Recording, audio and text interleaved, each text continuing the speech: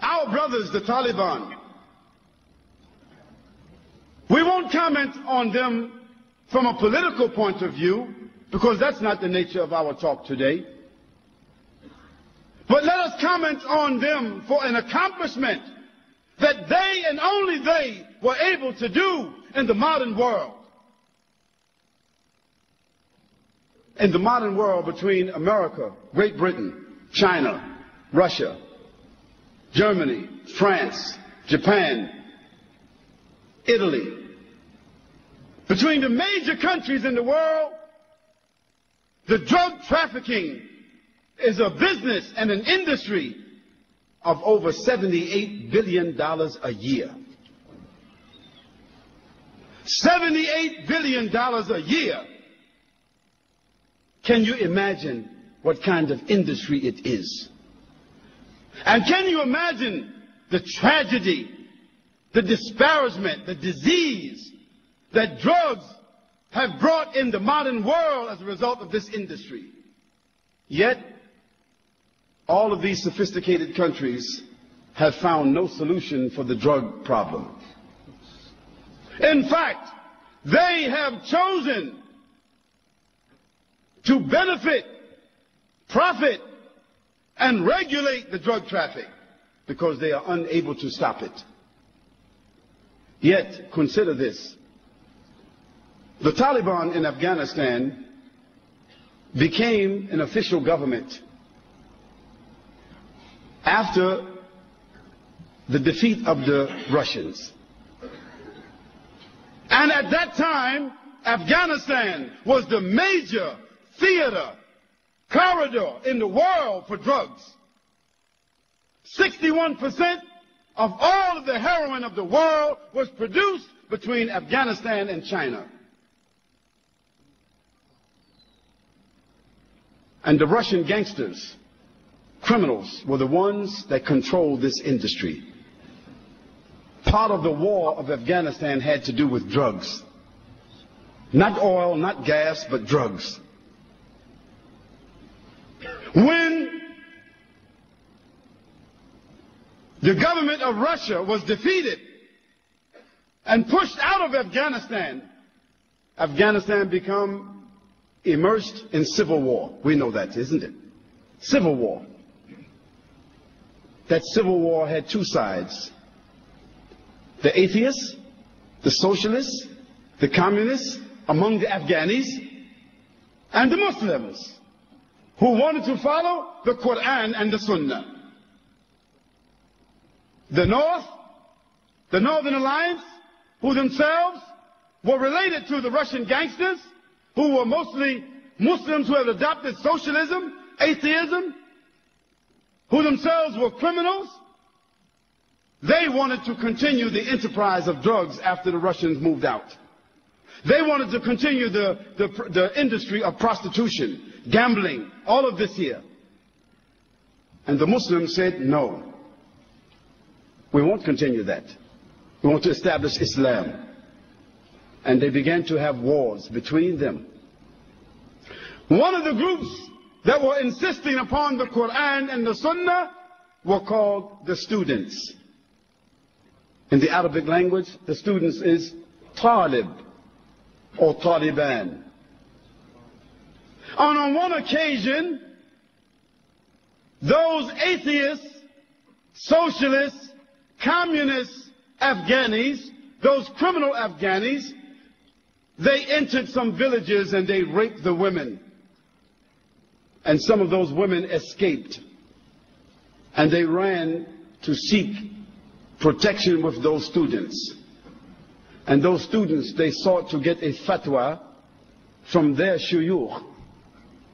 What should we do about these Muslims who did this act? Those scholars said they should be punished. They are criminals, and the hukum is to find them and kill them as criminals. Those students then took their weapons and gathered themselves together as a group and called themselves the Taliban, and they began to seek the honor of those women who were raped. And they went from village to village, town to town, until in a 2-year period of time, they conquered all of Afghanistan. 2 years. They conquered all of Afghanistan, except only 19%. 80% of Afghanistan they conquered in 2 years. Who were they? They did not have sophistication. They were walking, riding donkeys and horses, fighting on foot, fighting for the honor of their women, for the honor of their country, of their women, for the honor of their country, for the honor of Islam. And in 2 years' time, they subdued the entire country. Of course, they were not sophisticated in their knowledge. They did not have universities. They did not have institutions. Even in most of Afghanistan, there was not a standing hospital. But they established what they called the Islamic Emirate of Afghanistan. The only standing Islamic Emirate in the world at that time. Yes, they were ragtag. They were not sophisticated. But they had honor and love for Allah subhanahu wa ta'ala inside their hearts.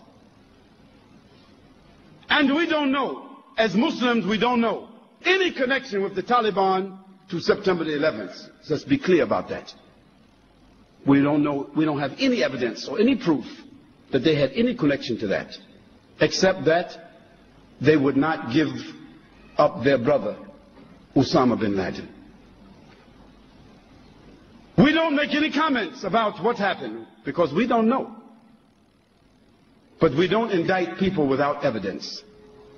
And we certainly don't indict a country because someone is living there whom someone else feels is indicted.